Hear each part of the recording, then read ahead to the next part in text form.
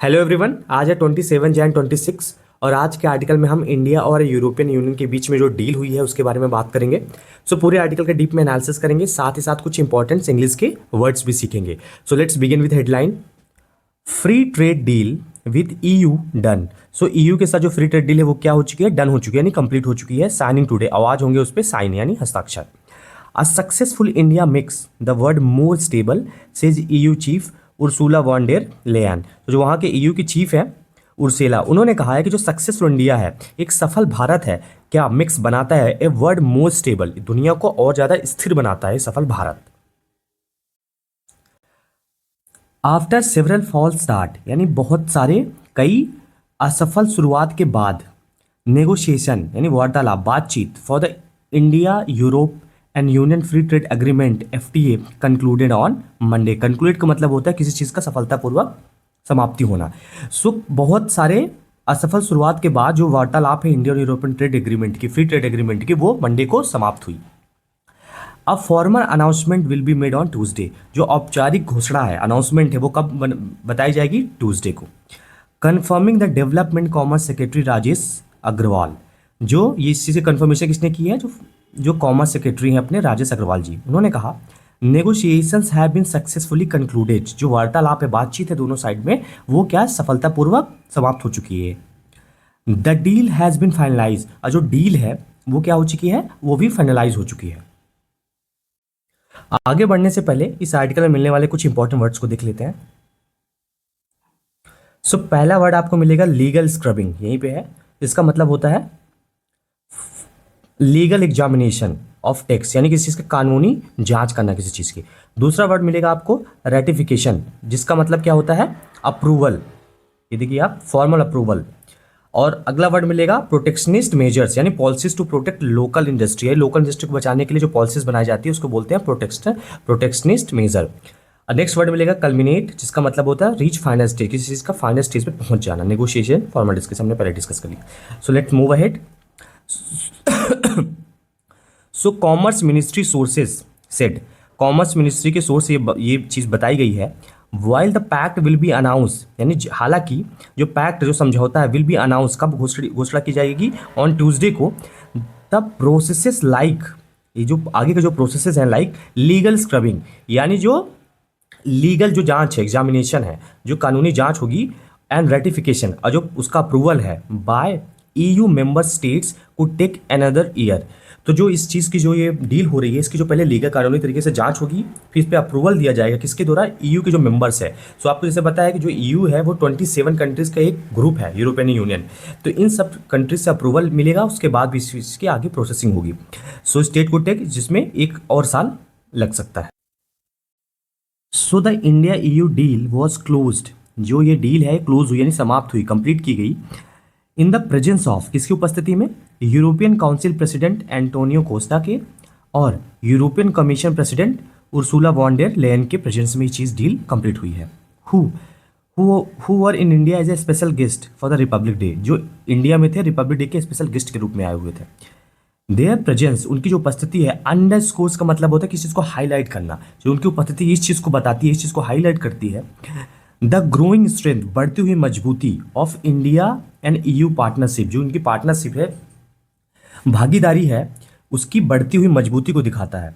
And are commitment, और जो हमारी प्रतिबद्धता है, किस लिए, शेयर्ड वैल्यूज़, जो हमारे शेयर्ड वैल्यू आपस में, जो आपने वैल्यूज़, जो मोरल्स, जो हमारे इथिक्स है, उसको जो हम शेयर करते हैं, उसकी प्रतिबद्धता को दर्शाता है।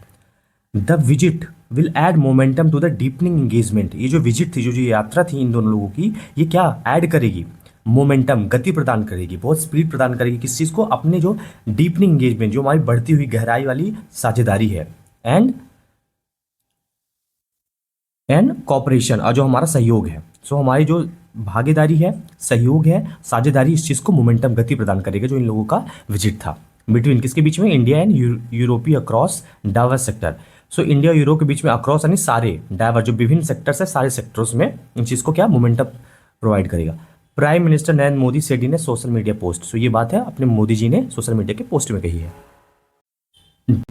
Described as the mother of all deals. इस चीज़ को क्या डिस्क्राइब किया है, मदर ऑफ ऑल डील। ये जितनी भी डील्स होती है सबकी मदर बताया इस डील को, by the commerce minister Piyush Goyal ने इस चीज़ को ऐसा कहा है। The India EU FTA free trade agreement will be signed after 2 decades of talk. ये जो एग्रीमेंट है EU और इंडिया के बीच में, ये 2 दशकों बाद यानी कम से कम 20 सालों के बाद ये चीज़ साइन होगी। विच बिगैन इन 2007, जिसकी शुरुआत 2007 में हुई थी। The talks were suspended in 2013 as both side opted for certain protectionist measures. तो 2013 में इस चीज़ के क्या ये जो डील बातचीत चल रही थी, नेगोशिएशन दोनों साइड में, वो 2013 में सस्पेंड कर दी, यानी रोक दी गई थी।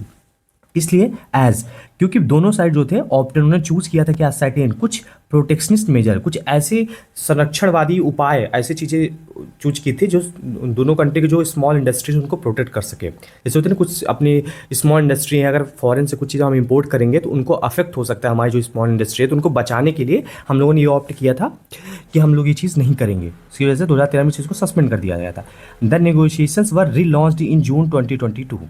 सो 2022 में अगेन से जो निगोशिएशन से बातचीत है ट्रेड के बारे में, ये रिलॉन्च की गई, फिर से शुरू की गई। Both sides will keep certain sensitive sectors out of the deal. जो दोनों साइड्स हैं ये क्या करेंगे, कीप सर्टेन सेंसिटिव, जो बहुत सेंसिटिव सेक्टर्स है, लाइक छोटे छोटे स्मॉल, जैसे कि आप देख सकते हो फार्मिंग सेक्टर है, छोटे सेक्टर है, इन चीज़ों को डील से बाहर रखिए, इनको इंक्लूड नहीं किया जाएगा इस डील में।